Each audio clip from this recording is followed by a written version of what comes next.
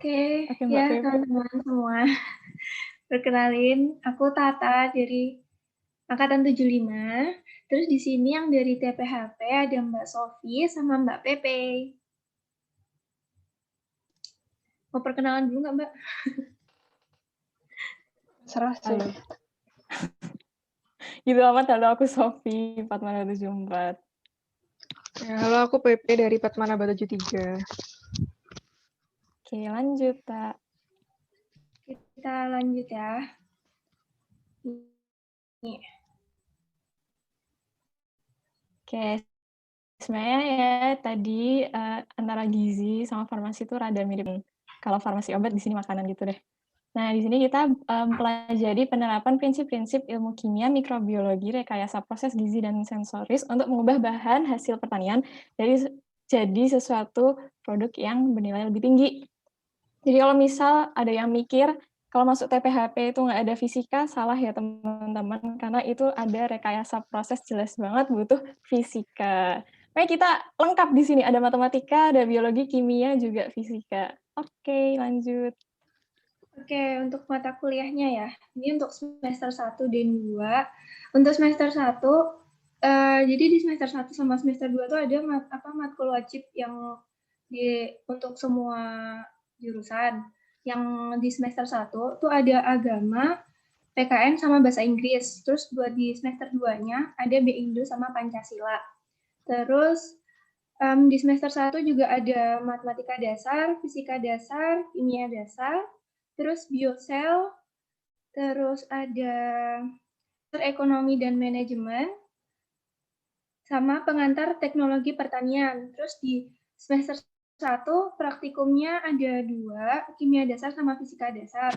Ini masing-masing 1 SKS. Terus untuk semester 2-nya itu nanti ada Pancasila sama bahasa Indonesia buat matkul wajibnya.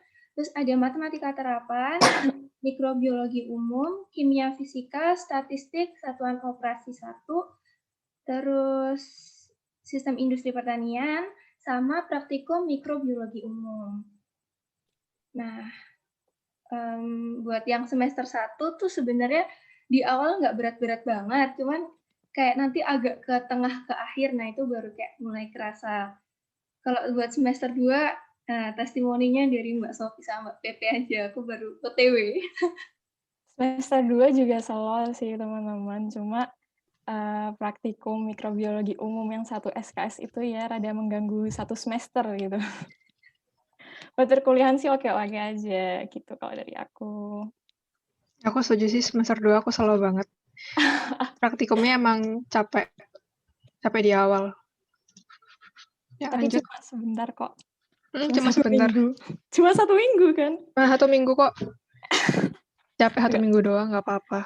Agak membunuh tapi. Oke, lanjut ya yang ke semester 3 dan 4. Nah, ini lanjutan dari fisika dasar, yaitu fisika terapan atau sebutan lainnya satuan operasi. Ini kalau di teknik kimia namanya apa, Mbak?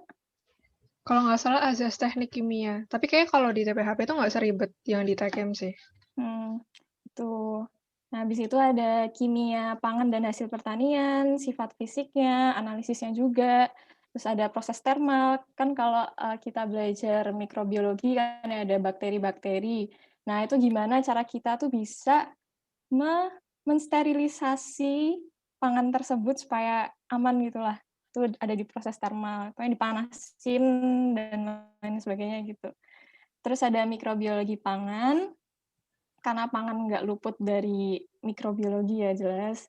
Terus di sini juga TPHP belajar tentang ilmu gizi, juga ada ekonomi teknik, kita ngitung-ngitung gimana sih kalau mau bikin pabrik segini tuh nanti budget yang dibutuhin tuh berapa buat masang alat-alatnya dan sebagainya gitu. Habis itu ada alat dan mesin olah, terus juga lingkungan dan pengelolaan limbah. Tentu aja ya teman-teman kalau kita bikin industri pangan atau industri apalah itu kan ada limbahnya. Kita juga belajar di sini buat menanggulanginya. Buat praktikumnya yang di semester 3 itu ada 2, yaitu ke kimia dan biokimia pangan dan hasil pertanian. Terus ada MPP apa ya, Mbak? Lupa. Mikrobiologi pangan dan pengolahan. Oh iya. Sama MPP itu yang semester 3. Terus buat yang semester 4 ada 3, itu satuan operasi, analisis pangan dan hasil pertanian, sama praktikum limbah. Gimana testimoninya, Mbak, semester 3, 4? Jadi kalau di semester 2 kan kita ada praktikum mikrobiologi umum. Nah, praktikum mikrobiologi umum sama mikrobiologi pangan pengolahan itu bedanya apa sih? Nah, kalau mikrobiologi umum tuh kayak benar-benar umum gitu loh. Kayak kita nanti nanam bakteri di cawan Petri gitu, terus nanti kita ambil bakterinya, kita amatin pakai mikroskop, kita lihat morfologi bakterinya dia tuh bentuknya bata, bentuknya kokos, atau kayak gimana. Terus di mikrobiologi umum itu juga kita belajar tentang morfologi jamur. Jadi kalau jamur Aspergillus tuh dia punya ciri khas apa jamurnya. Terus kalau misalnya jamur habis Aspergillus itu apa sih? Sisa aku agak lupa. Jamur Aspergillus. Episodium. Bisa bukan selain Aspergillus, jamur selain Aspergillus aku lupa. Kue kita kayak belajar morfologinya jamur gitu, kita amati di mikroskop, kita kayak identifikasi jamurnya. Jadi itu waktu praktikum kita nggak tahu itu jamur apa, kita suruh nebak gitu loh, itu jamur dari morfologi itu dia termasuk jamur apa, penicillium kah, aspergillus kah, atau yang lain.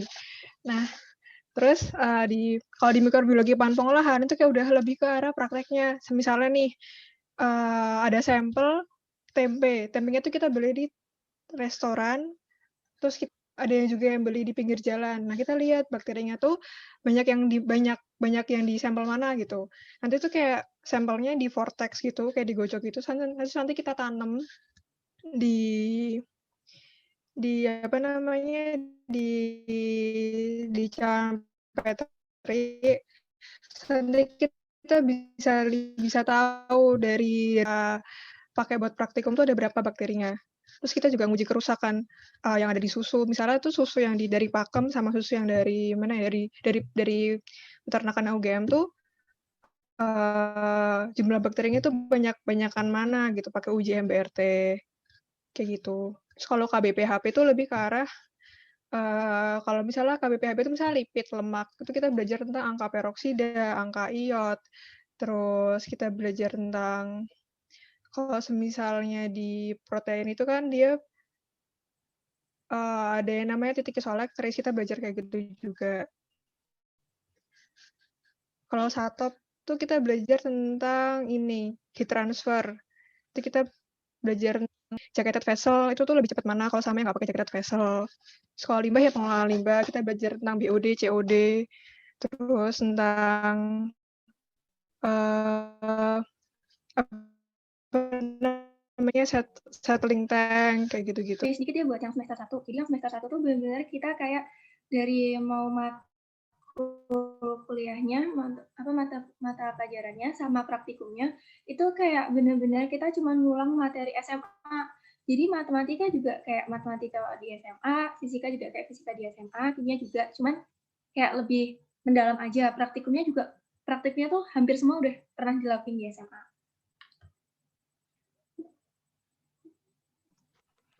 Oke, kita lanjut buat yang matkul semester 5. Terus semester 5 itu kan ada pengendalian mutu, metode penelitian dan perancangan percobaan, terus ada keamanan pangan, uji sensoris, evaluasi gizi dalam pangan pengolahan, habis itu ada teknologi pengawatan dan pengemasan, perancangan pabrik, terus ada kayak udah itu doang kalau yang wajibnya. Terus kalau semester 6 itu ada pengembangan program proses, kewirausahaan, sanitasi industri pangan, evaluasi perancangan pabrik, sama yang terakhir itu evaluasi perancangan pabrik. Nah, kalau pengendalian mutu itu sebenarnya kayak komplement sama uji sensoris. Jadi kalau pengendalian mutu tuh misalnya di suatu perusahaan yang produksi saus tomat itu kayak kita ngelihat konsistensi saus tomatnya. Kayak kita ngedaliin mutu si saus tomat yang kita hasilin itu kayak bisa tuh konsisten gitu dari batch ke batch yang lain. Terus kalau metode logi penelitian dan perancangan percobaan itu kayak kalau misalnya kita mau skripsian tuh kita pakai rancangan percobaan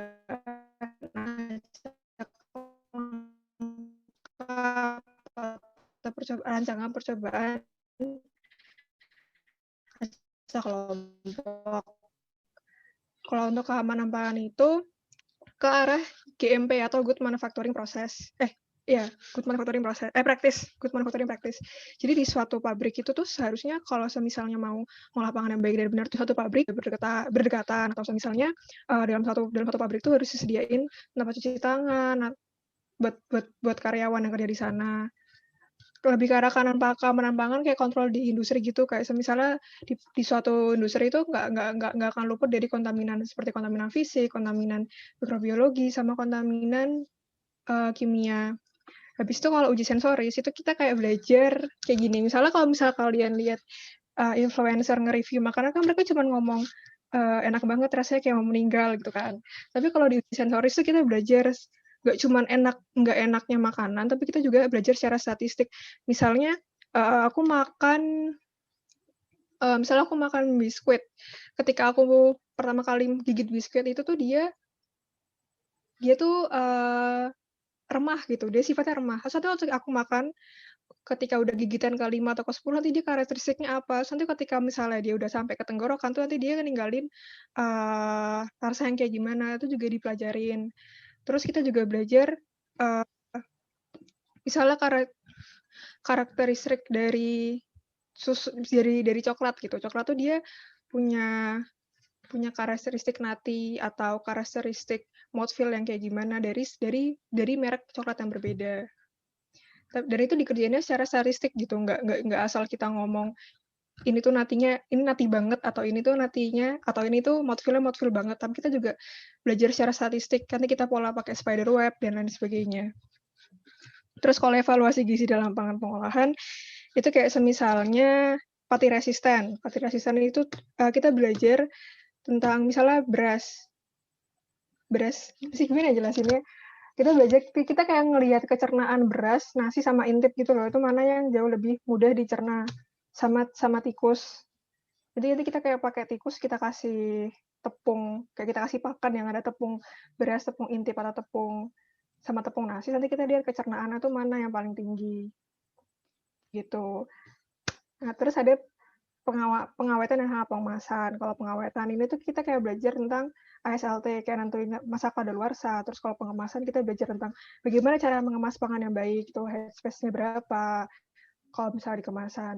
Terus kalau perancangan pabrik itu kita belajar tentang cara mendirikan pabrik. Jadi kita belajar, pertama tuh kalau perancang pabrik kita ngedesain produk, kita mau bikin produk apa didesain, kelebihan produk kita itu apa, kekurangan produk kita itu apa, terus nanti kita tentuin bahan bakunya, dan spesifikasi bahan bakunya. Jadi misalnya aku mau pakai tepung. Nah, tepungnya tuh dia karakteristiknya seperti apa gitu. Dia harus punya warna putih yang bagaimana gitu, dan standar deviasi dari tepung yang mau kita pakai itu harus seperti apa, itu juga harus detail.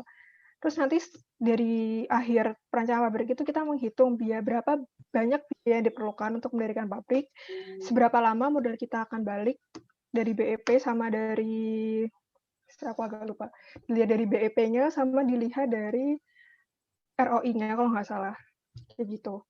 Terus kalau pengembangan produk sama proses itu kayak jadi R&D, kita bikin produk baru, nanti ada praktikumnya. Terus sebenarnya kalau matkul semester 6 aku masih belum tahu sih, karena aku masih OTW ke semester 6. Tapi kalau untuk pengembangan produk sama proses, kurang lebih kayak kita jadi R&D gitu.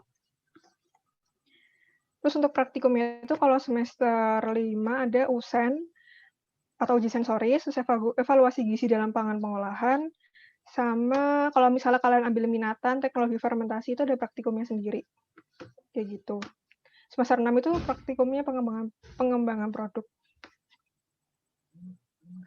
Untuk semester 7 sama 8 tuh ada seminar, magang, skripsi, sama KKN.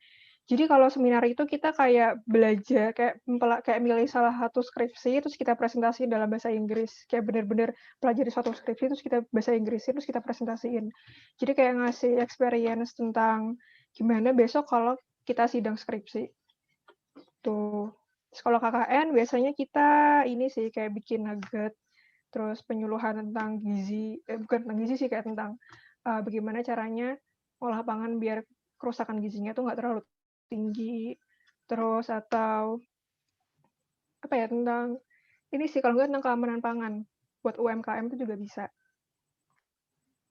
Kayak gitu. Oke, untuk menghemat waktu, karena udah habis juga waktunya, mungkin ini kayak cuman dibaca sekilas aja ya, Mbak. Oh iya, bentar ya Dam, astagfirullahaladzim aku yang bilang. Jadi ini asiknya di TPHP teman-teman, kita ada matkul pilihan banyak banget dan itu tuh benar-benar asik karena ini benar-benar pangan. Kita belajar tentang kopi teh kakao, daging ikan, minyak lemak, susu, buah sayur, tebu bakery, pengolahan usaha jasa boga, juga matkul pilihan lainnya di semester 5 dan 6. Oke. Nah, untuk prospek kerjanya itu nggak jauh-jauh dari Giskes ya. Mina ada yang mau nambahin nggak Mbak Pepe atau Tata? Enggak sih. Sejauh ini sih kayaknya itu aja. Iya, gitu Tapi teman. banyak sih sebenarnya, luas juga. Kita bisa juga jadi kayak CEO-nya gitulah, bebas. Kayak kerja di BPOM gitu juga bisa kalau instansi yang pemerintahan di luar dari perusahaan-perusahaan ini. Oke, untuk organisasi. Nah, ini ada yang dari FTP ya. Yang dari FTP itu yaitu ada BEM, Senat Mahasiswa, kalau yang khusus TPHP ya keluarga mahasiswa TPHP, terus yang buat kayak SKI-nya FTP itu ada KMMTP, terus ada Persatuan Seni Teknologi Pertanian dan Agrita. Berarti yang non FTP banyak banget, tapi cuma biasanya orang-orang FTP itu pada ikut ini IAS, ISEC sama BMKM gitu. Nah, ini buat info tambahan. Jadi buat orang TPHP itu bisa penelitian skripsi di luar UGM, tuh kayak contohnya di Chalmers, Prince of Songkla, Kankwen, Yamagata, Kagawa, Kadis gitu. Gitu deh. Udah dijawab.